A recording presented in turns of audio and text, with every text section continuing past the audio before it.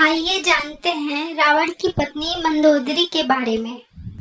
ज्यादातर लोगों ने भगवान राम, सीता राम के वनवास, राम रावण के युद्ध, हनुमान द्वारा लंका दहन समेत रामायण के पात्रों और घटनाओं से जुड़ी न जाने कितनी कहानियां सुनी होंगी, लेकिन शायद ही कोई रामायण के अहम पात्र मंदोदरी के बारे में ज्यादा जानता होगा। वास्तव में रामायण में मंदोदरी का परिचय केवल रावण की पत्नी के रूप में नहीं, बल्कि एक कर्तव्य परायण और धर्म के रास्ते पर चलने वाली स्त्री के तौर पर किया गया है। मंदोदरी का असली नाम था मधुरा। मधुरा एक अप्सरा थी। उसने एक बार कैलाश पर्वत की यात्रा की थी। वहाँ वो देवी पार्वती की अनुपस्थिति में भगवान शिव को खुश करने की कोशिश करती है। जब देवी पार्वती आती हैं, तब मधुरा को देखकर वो क्रोधित हो जाती हैं। वो मधुरा को मेढक में बदलकर 12 वर्षों के लिए एक कुएं के अंदर रहने का श्राप दे देती हैं। इसके बाद भगवान शिव देवी पार्वती से श्राप को कम करने का अनुरोध करते हैं, लेकिन माता पार्वती वो श्राप वापस नहीं ले पाती हैं।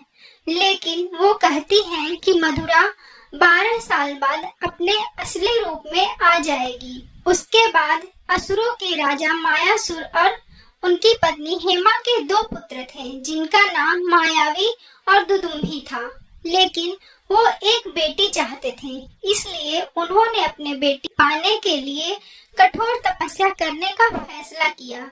जब वो दोनों कैलाश पर्वत पर तपस्या कर रहे थे, तब इस बीच मधुरा की 12 साल की कठोर तपस्या भी समाप्त होने वाली थी। जैसे ही मधुरा की तपस्या पूरी हुई, वो अपने मूल स्वरूप में आ गई और मदद के लिए चिल्लाने लगी। मायासुर और हेमा, जो पास में ही तपस्या कर रहे थे, उन्होंने मधुरा की मदद की पुकार सुनी, तुरंत उसे कुएं से बाहर निकाल दिया। बाद में उन्होंने मधुरा को अपनी बेटी बना लिया और उसका नाम बदलकर मंदोदरी रख दिया। कुछ समय बाद एक बार रावण मायासुर के महल में गया, तो वहाँ उसने मंदोदरी को देखा और उस पर मोहित हो गया।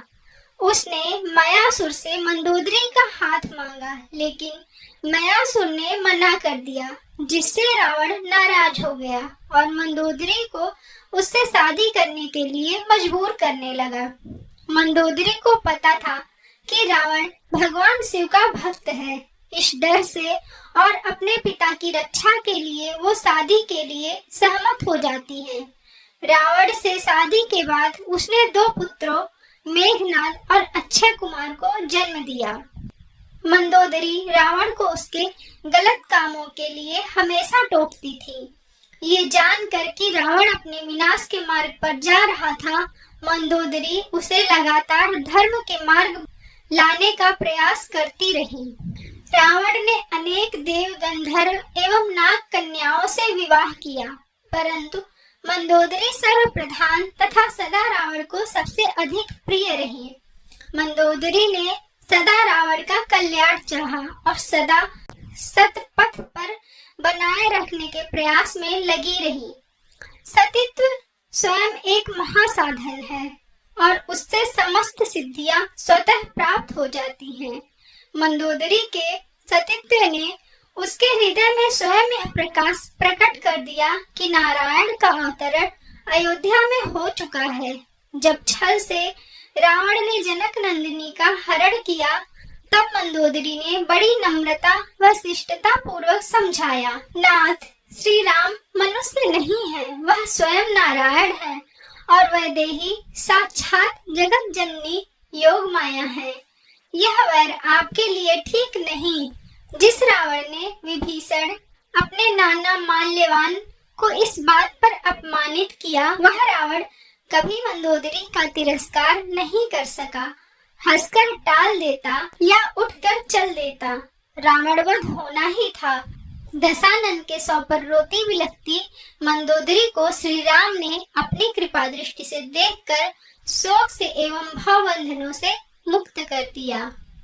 तो दोस्तों, अगर ये वीडियो आपको अच्छी लगी हो तो वीडियो को लाइक करिए और चैनल को सब्सक्राइब करिए। धन्यवाद।